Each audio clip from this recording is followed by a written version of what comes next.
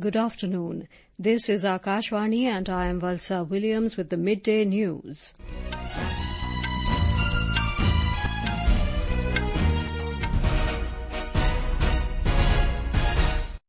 The headlines. Prime Minister Narendra Modi reaches Kiev on a day-long visit to Ukraine to hold one-on-one and delegation-level talks with President Volodymyr Zelensky. India and US are natural allies and destined to be strong partners, asserts Defence Minister Rajnath Singh. India celebrates first-ever National Space Day. President Draupadi Murmu says ISRO made important contributions not only to space sector but also to socio-economic development of the country. Government bans 156 fixed-dose combination medicines over health risk concerns. And U.S. Vice President Kamala Harris accepts Democratic Party's presidential nomination against Republican rival Donald Trump. Prime Minister Narendra Modi reached Kiev today on a day-long visit to Ukraine after completing his historic visit to Poland.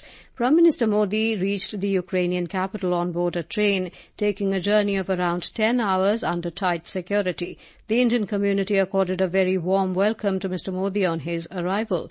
Later, Prime Minister Modi paid floral tributes at the statue of Mahatma Gandhi in Kiev.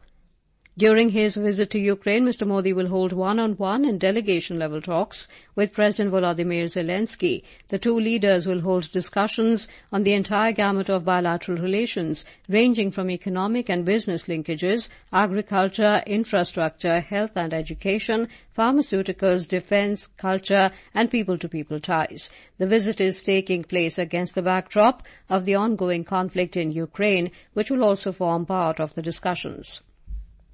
Ahead of his visit to the conflict-torn country, the Prime Minister had said India firmly believes that no problem can be solved on the battlefield and it is ready to extend all possible cooperation for the restoration of peace and stability in the region.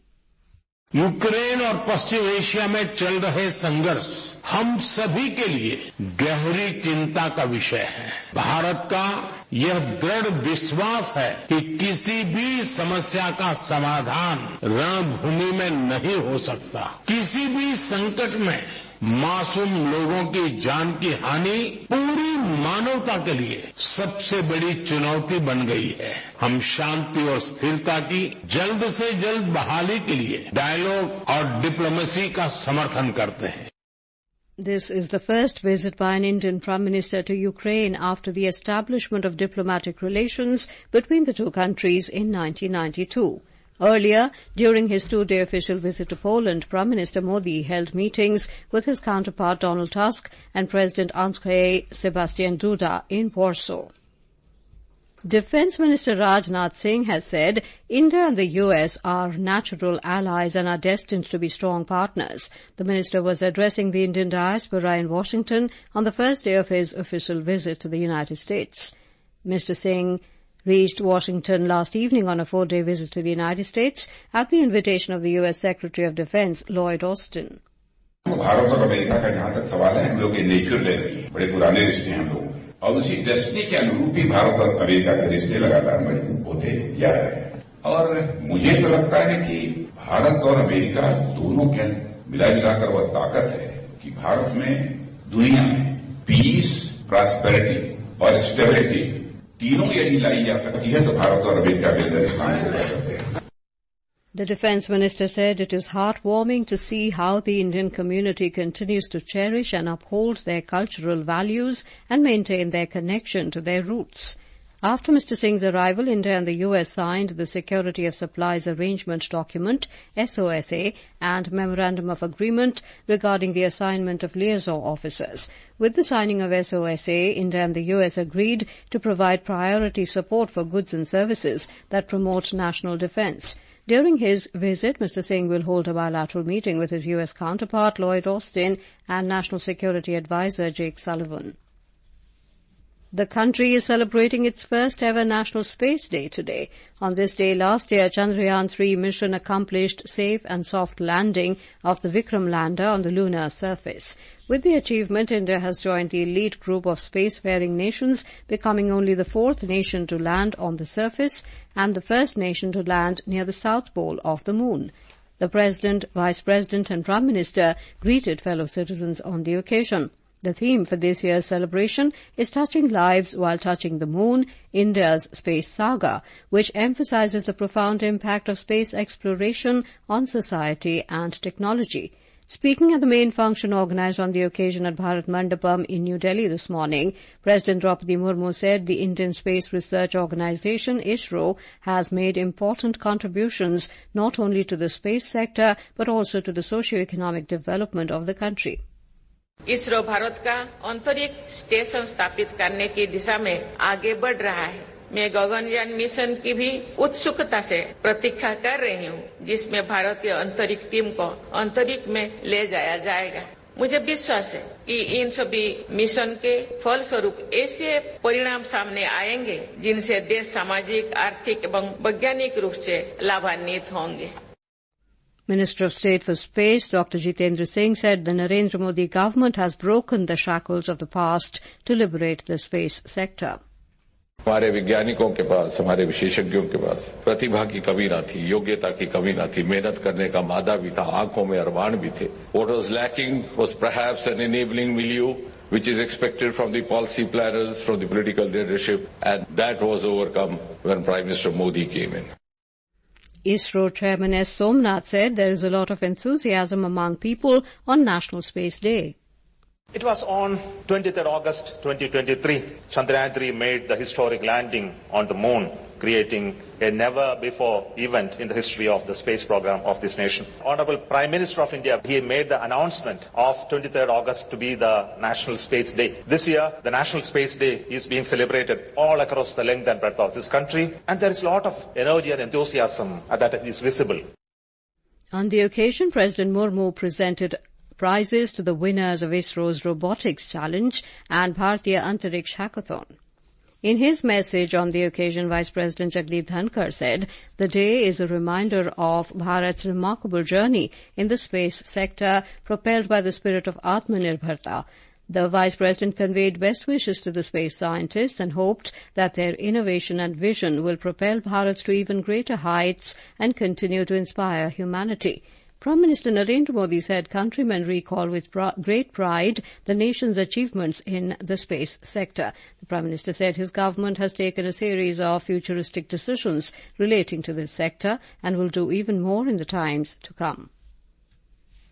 This is Akashvani giving you the news. For quick news updates round the clock, follow us on our X handle at AIR News Alerts.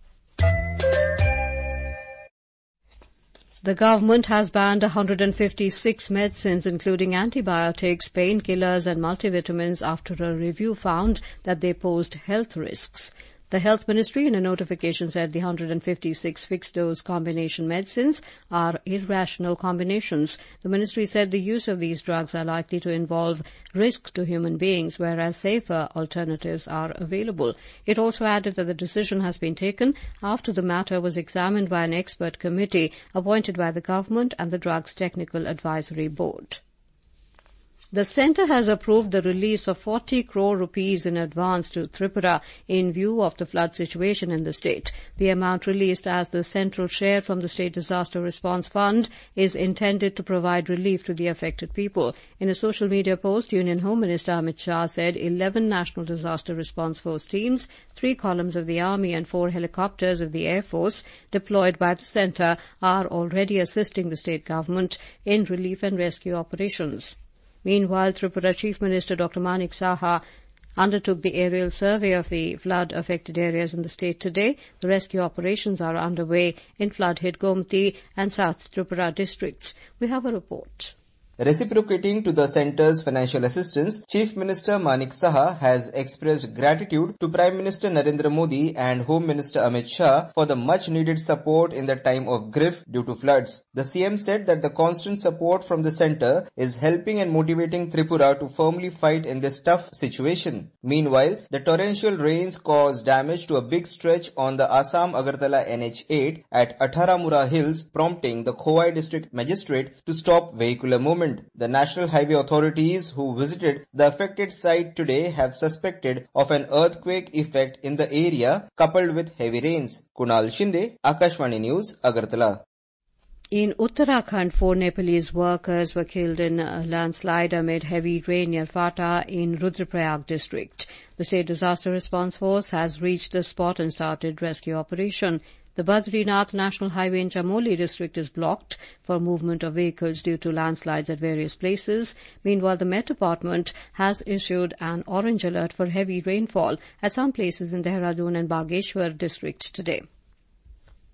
The Supreme Court today adjourned the hearing of Delhi Chief Minister and Aam Aadmi Party National Convener Arvind Kejriwal's pleas challenging his arrest and seeking bail in the case registered by the CBI over the alleged Delhi liquor policy scam. The hearing has been adjourned till the 5th of September after the CBI sought time to file a counter-affidavit in the matter. Prime Minister Narendra Modi will visit Jalgaon in Maharashtra on Sunday.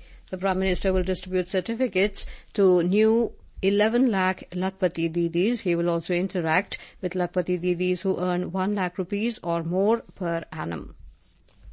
The Ministry of External Affairs MEA has said New Delhi has taken up the matter of seizure of Guru Granth Sahib in Qatar with the Qatari side, and the Indian Embassy has kept the Sikh community in Doha abreast of developments in this regard. In response to media queries, MEA spokesperson Randhir Jaiswal said the ministry has seen reports regarding the Guru Granth Sahib seized by the Qatari authorities and the demand of their release by the Sikh community. Mr. Jaiswal said Indian Embassy rendered all possible assistance within the ambit of local laws and regulations. The spokesperson said India will continue to follow up the matter with Qatar authorities with high priority and hope for early resolution. Several people are feared dead as an Indian-registered bus plunged into the Marsyangdi River in Nepal. Our correspondent has filed this report. An Indian number plate bus plying on the Prithvi Raj Highway fell into Marsyangdi River near Ambukhaireni in Tanahun district of Gandaki province. Deputy Superintendent of Police of Tanahun, Deepak Kumar Rai, informed that the UP number plate bus, which was going to Kathmandu from Pokhara, fell into the river. According to him, there were Indian tourists on the bus. Now the police team is reaching the spot and rescuing the passengers. According to sources, 16 injured individuals have been rescued so far. However, the total number of passengers has not been ascertained yet. The passengers were returning to Kathmandu early this morning after staying at Majheri Resort in Pokhara. Shweta Singh, Akashvani News, Kathmandu. U.S. Vice President Kamala Harris has formally accepted the Democratic Party's 2024 presidential nomination to fight against her Republican rival Donald Trump. Addressing the gathering on the last day of the 4-day Democratic National Convention in Chicago last night, Ms. Harris pledged to be the president who unites Americans and fights for America's future. She invited voters to chart a new way forward. Indian origin Kamala Harris became the Democratic candidate after U.S. President Joe Biden quit the race for the White House. Director General of Akashvani Maushmi Chakraborty and Additional Director General L. Madhunag today planted saplings in Akashvani premises in New Delhi under the initiative Ek Ped Maa Ke Naam. Other officials of Akashvani also planted saplings. Prime Minister Narendra Modi had launched the Ek Ped Maa Ke Naam campaign on the occasion of World Environment Day this year. India's ace tennis player Sumit Nagal is set to face Talon Griekspoor of the Netherlands in the first round of the US Open on Monday. Sumit, who secured his spot in the US Open main draw in July, is ranked 72nd in the world, and he is India's top-ranked men's singles tennis player. Meanwhile, 24 times Grand Slam champion and Paris Olympics gold medalist Novak Djokovic will begin his campaign against Radu Albot. Now, before we end the bulletin, the headlines once again. Prime Minister Narendra Modi reaches Kiev on a day-long visit to Ukraine to hold one-on-one and delegation-level talks with President Volodymyr Zelensky. India and US are natural allies and destined to be strong partners, asserts Defence Minister Rajnath Singh. India celebrates first-ever National Space Day. President Draupadi Murmu says ISRO made important contributions not only to space sector but also to socio-economic development of the country. Government bans 156 fixed-dose combination medicines over health risk concerns, and US Vice President Kamala Harris accepts Democratic Party's presidential nomination against Republican rival Donald Trump. And with that, we end the midday news.